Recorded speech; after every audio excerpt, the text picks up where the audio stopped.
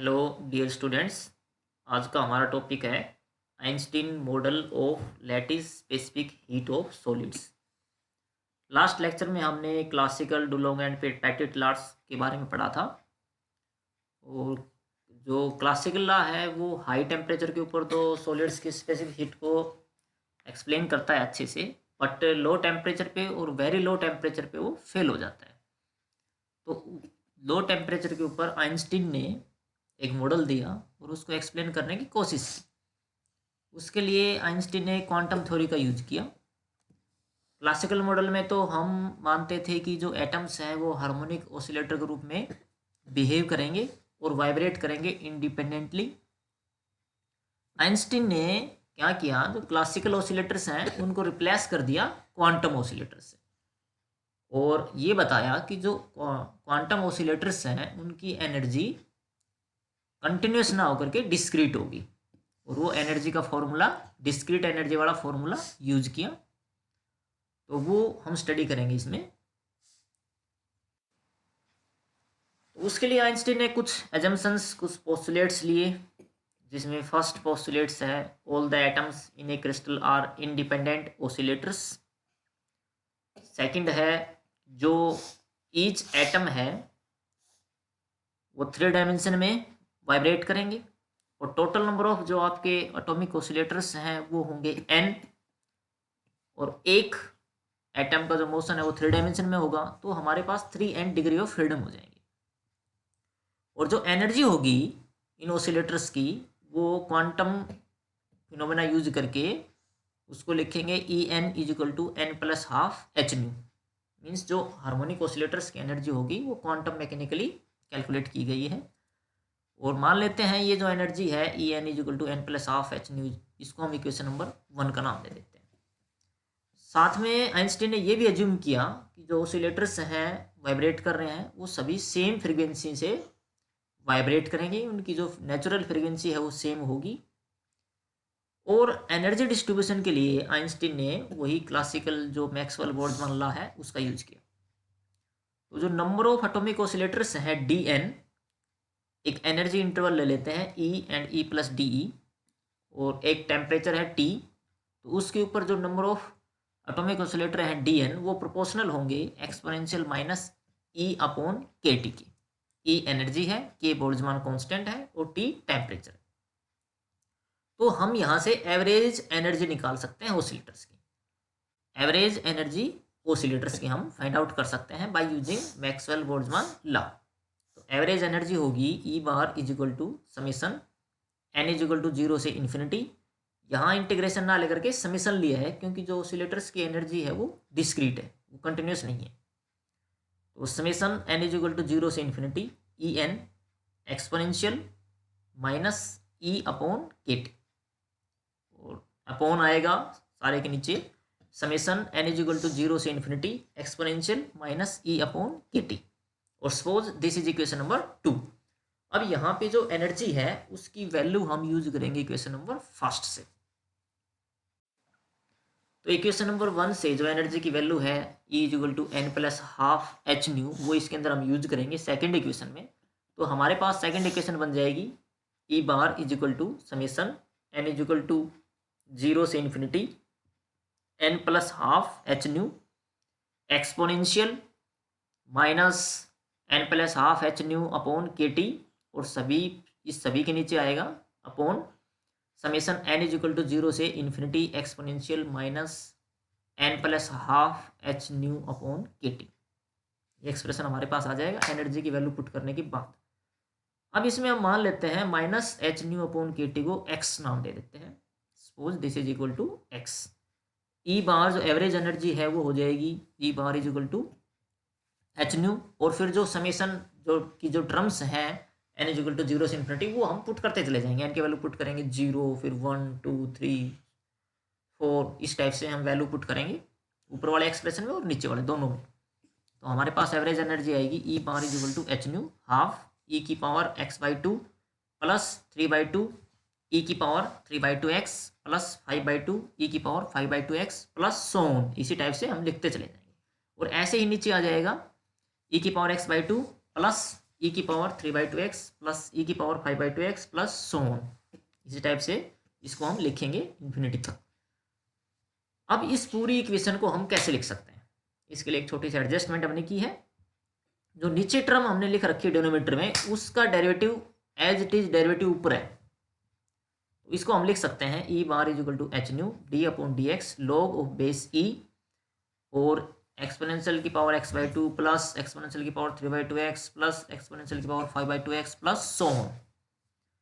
अब इसका अगर हम डेरिवेटिव सोल्व करेंगे तो ऊपर वाली ही एक्सप्रेशन बनेगी एज इट इज, तो इसको हम इस टाइप से भी लिख सकते हैं। अब इसमें हम करेंगे नेक्स्ट जो स्टेप होगा, E bar is equal to H nu D by D X log और ब्रैकेट में आएगा ई की पावर x/2 को हम कॉमन ले लेंगे, तो अंदर हमारे पास बचेगा 1 प्लस ई की पावर x प्लस ई की पावर 2x प्लस ई की power 3x plus so on. इस टाइप से हमारे पास ये टर्म आ जाएगी। अब ये लोग क्या, अंदर जो ब्रैकेट है उसमें दो टर्म्स है हमारे पास, पहली है ई की पावर x/2 और दूसरी है एक्सपोनेंशियल वाली टर्म 1 प्लस ई की पावर x प्लस ई की पावर 2x, इस टाइप से। तो ये है a log ए बी का फॉर्मूला हमें पता है क्या होता है, log a plus log b, तो हम यूज करेंगे इसके अंदर। तो हमारे पास एवरेज एनर्जी बन जाएगी E bar is equal to H nu D upon D X bracket capital bracket और ये आएगा log of base E exponential की पावर x/2 प्लस log बेस ई और ये बनेगा 1 प्लस ई की पावर x प्लस ई की power 2x plus so on bracket close. तो अब हम जब एंटी लॉग लेंगे तो log और एक्सपोनेंशियल एंटी लॉग में कैंसिल आउट हो जाएंगे और हमारे पास आएगा average energy is equal to H nu D by D X x/2 आ गया। और जो दूसरी वाली टर्म है log 1 प्लस ई की पावर x प्लस ई की power 2x plus so on, इसको हम इस टाइप से लिख सकते हैं, कैसे, माइनस log 1 माइनस ई की पावर x। तो जब इसको हम सोल्व करेंगे, जो माइनस हमने पहले लिया है इसको हम दूसरी तरफ ले जाएंगे तो उसकी पावर -1 हो जाएगा, किसकी पावर, 1 माइनस ई एक्स की पावर। और फिर इसको हम जब बाइनोमियल थ्योरम लगा के एक्सपेंड करेंगे तो हमारे पास वही ऊपर वाला रिजल्ट ही आएगा, 1 प्लस ई की पावर x प्लस ई की पावर 2x प्लस ई की power 3x plus so on. तो यहाँ बाइनोमियल थ्योरम को एक्सपेंड किया हुआ है, तो इसका रिजल्ट हम ये लिख सकते हैं। उस पूरी एक्सप्रेशन की वैल्यू हम लिख सकते हैं माइनस log 1 माइनस ई की पावर x। अब इसको हम डिफ्रेंशिएट कर सकते हैं। डिफ्रेंशिएट करने के बाद एवरेज एनर्जी आएगी E bar is equal to H nu bracket capital bracket half plus E की power x upon 1 minus E की पावर x। तो x/2 का डेरिवेटिव करेंगे तो आएगा हाफ और log 1 माइनस ई की पावर x का करेंगे तो आएगा 1/1 माइनस ई की पावर x। अब 1 का डेरिवेटिव 0 हो जाएगा, माइनस और माइनस प्लस हो जाएगा और ई की x का ई की x रहेगा आपके पास। तो हमारे पास ये रिजल्ट आ गया। अब जो नेक्स्ट जो हमारे पास बनेगा, अब इसमें हम एक काम कर सकते हैं कि जो ई की पावर x है और बाय 1 माइनस ई की पावर x है, 1 माइनस ई की पावर x है, तो उसको हम न्यूमरेटर को और डिनोमिनेटर को ई की पावर x से डिवाइड कर सकते हैं। तो डिवाइड करने के बाद हमारे पास रिजल्ट आएगा E bar is equal to H nu bracket half plus 1 upon E की पावर माइनस x माइनस 1 और ब्रैकेट क्लोज।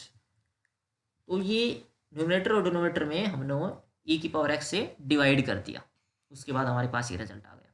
अब इसमें हम x की वैल्यू पुट कर सकते हैं और x की वैल्यू हमने मानी थी minus h nu upon K T, तो इसके अंदर हम पुट करेंगे तो ये रिजल्ट बनेगा E bar is equal to H nu half plus 1 upon exponential H nu upon K T minus 1। ये वैल्यू इसकी हमने x की वैल्यू पुट कर दी इसके अंदर। अब हमें पता है टोटल वाइब्रेशनल एनर्जी है क्रिस्टल की, जिसमें n इंडिपेंडेंट हार्मोनिक ऑसिलेटर्स हैं जो 3 डायमेंशन में वाइब्रेट कर रहे हैं, तो उसकी टोटल एनर्जी क्या होगी, वो होगी E is equal to 3n E bar, means average energy of single oscillator into total number of oscillators. और वो हमारे पास कितनी है डिग्री ऑफ फ्रीडम, वो है 3n, तो टोटल एनर्जी हो जाएगी 3n ई बार। तो इसमें हम ई बार की वैल्यू पुट करेंगे तो हमारे पास टोटल एनर्जी आएगी E is equal to 3/2 NH nu plus 3n H nu upon exponential H nu upon KT minus 1। ये हमारे पास टोटल एनर्जी आ गई। अब इस टोटल एनर्जी से हम निकाल सकते हैं specific heat capacity at constant volume, और वो होती है सी वी इक्वल टू करली ई अपॉन करली T at constant volume. Means हम इसको सिंपली डेरिवेटिव इसका लेंगे विद रिस्पेक्ट टू टेम्परेचर और हमें मिल जाएगी सी वी। तो फर्स्ट टर्म जो हमारे पास है टोटल एनर्जी में वो तो है कांस्टेंट टर्म, तो उसका डिफरेंशिएशन हो जाएगा 0। और सेकंड टर्म में हमारे पास है 3NH ऊपर है, तो उसको हम आगे लिख लेंगे, 3NH को बाहर लिख लेंगे। और बाद में हमारे पास जो फंक्शन बचेगा वो है 1 upon exponential H nu upon K T minus 1 upon आएगा ये फंक्शन। तो इसको हम डिफरेंशिएट करेंगे by using concept u upon V. u by V मान लेते हैं कि u इज इक्वल टू 1 है और v की वैल्यू है exponential H nu upon K T minus 1।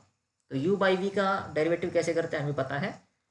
हम v स्क्वायर लिखेंगे सबसे पहले तो नीचे डिनोमिनेटर में, v स्क्वायर मतलब exponential H nu upon K T minus 1 का होल स्क्वायर आ जाएगा हमारे पास।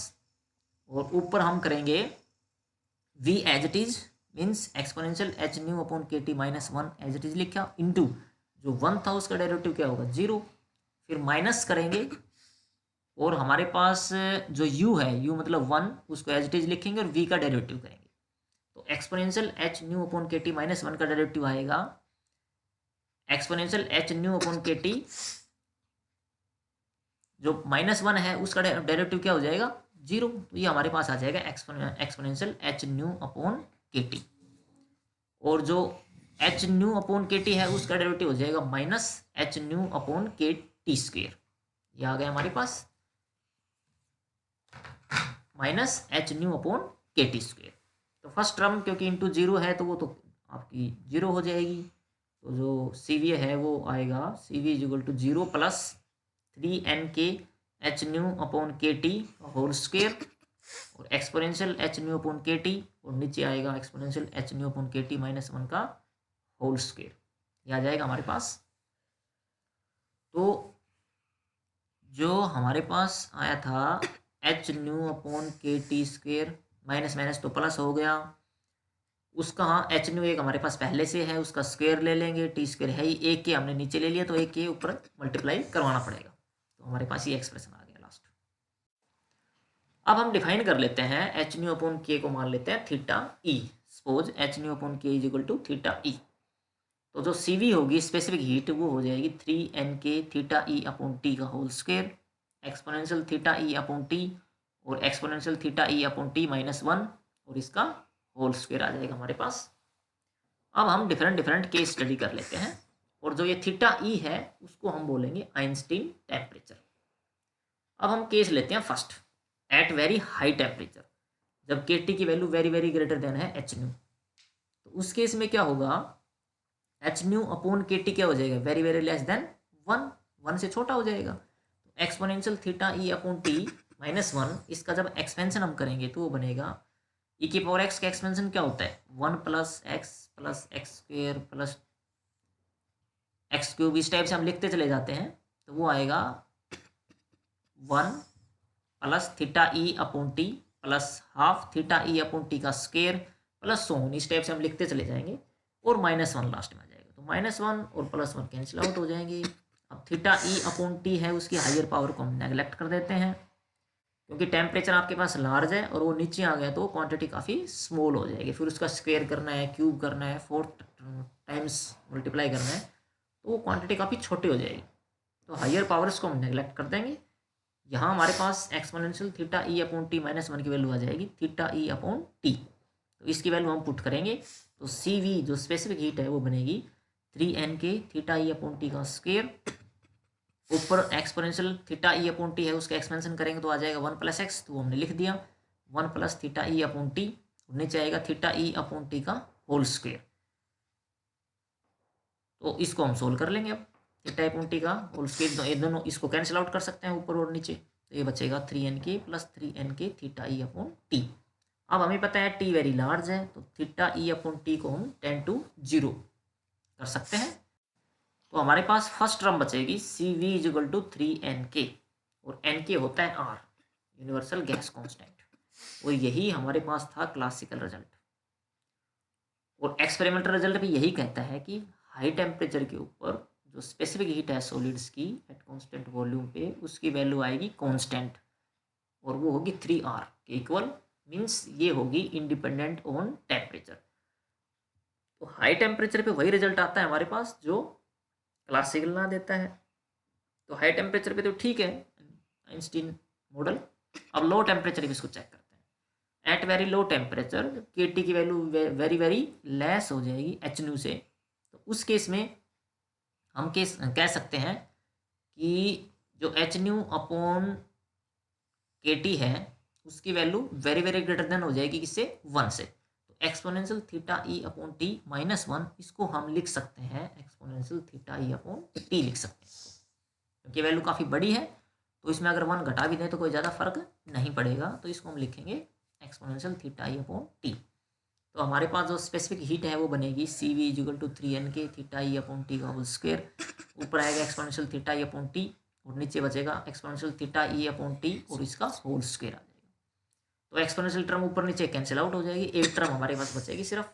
तो सी वी इजिकल टू होगा 3R theta E upon T का whole square exponential minus theta E upon T.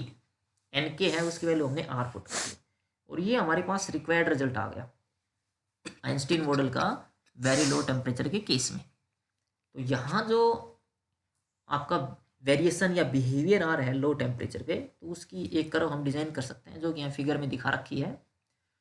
और कंटिन्यूस कर्व जो है वो रिप्रेजेंट कर रही है आइंस्टीन वाले रिजल्ट को, जिसको लिख रखा है थ्योरेटिकल कर्व, ये वैल्यू है आइंस्टीन की। तो वहन टेम्परेचर टेंड टू 0, तो स्पेसिफिक हीट है वो भी 0 को टेंड करेगी। ठीक है, अब ये जो कर्व है और एक्सपेरिमेंटल कर्व है, दोनों को जब टेस्ट किया गया, तो एक्सपेरिमेंटल कर्व है वो इस फिगर में शो की हुई है डॉटेड सर्कल से। जो सर्कल्स हैं आपके ये रिप्रेजेंट कर रहे हैं एक्सपेरिमेंटल कर्व को, और कंटिन्यूस लाइन है वो रिप्रेजेंट कर रही है थ्योरेटिकल कर्व को। तो दोनों कर्व है वो मैच नहीं कर रही। हाई टेम्परेचर पे तो ठीक है, और आपका बिल्कुल 0 केल्विन पे भी ठीक है, बट लो टेम्परेचर रेंज में और वेरी लो टेम्परेचर रेंज में ये कर्व बिहेवियर शो नहीं करती जो एक्सपेरिमेंटल बिहेवियर है उसके इक्विवेलेंट। तो नॉर्मली जो इंसुलेटर्स के केस में सीवी है वो डायरेक्टली प्रोपोर्शनल टू होते हैं टेम्परेचर की पावर के क्यूब, मीन्स टी क्यूब के। सीवी है वो प्रोपोर्शनल होगा टी क्यूब के, और वो रिजल्ट हमारे पास यहाँ नहीं आ रहा। तो इसका मतलब लो टेम्परेचर के ऊपर आइंस्टीन का जो मॉडल है वो फेल हो जाता है प्रिडिक्ट कर। तो आइंस्टीन मॉडल है वो 0 केल्विन पे ठीक रिजल्ट दे रहा है और हाई टेम्परेचर पे दे रहा है, बट लो टेम्परेचर पे उसका बिहेवियर एक्सपेरिमेंटल डाटा को मैच नहीं कर रहा। तो इसकी जो लिमिटेशन है वो है कि लो टेम्परेचर पे फेल हो जाता है। क्यों हो जाता है? क्योंकि आइंस्टीन ने जो एजम्पशन किया था कि जो आपके एटॉमिक ऑसिलेटर्स हैं वो वाइब्रेट कर रहे हैं इंडिपेंडेंटली, वो ठीक नहीं है। क्योंकि एक क्रिस्टल के अंदर सारे एटम्स हैं वो कपल्ड होते हैं, तो इंडिपेंडेंटली वाइब्रेट नहीं कर सकते, और सभी की फ्रीक्वेंसी सेम है, ये आइंस्टीन ने माना था। वो चीज़ भी ठीक नहीं है, क्योंकि सभी की फ्रीक्वेंसी सेम नहीं हो सकती। जो हमारे पास एटॉमिक ऑसिलेटर्स हैं वो सारे कपल्ड हैं, और उनके वाइब्रेशन के मोड ऑफ वाइब्रेशन है वो कई पॉसिबल हो सकते हैं। एक ही मोड ऑफ वाइब्रेशन नहीं होगा, उसके मोड ऑफ वाइब्रेशन अलग अलग पॉसिबल हो सकते हैं। तो ओवर सिंप्लीफाइड थ्योरी की वजह से आइंस्टीन मॉडल आपका फेल हो गया। ये हमारे पास था Einstein model of lattice specific heat of solids. Thank you for your attention.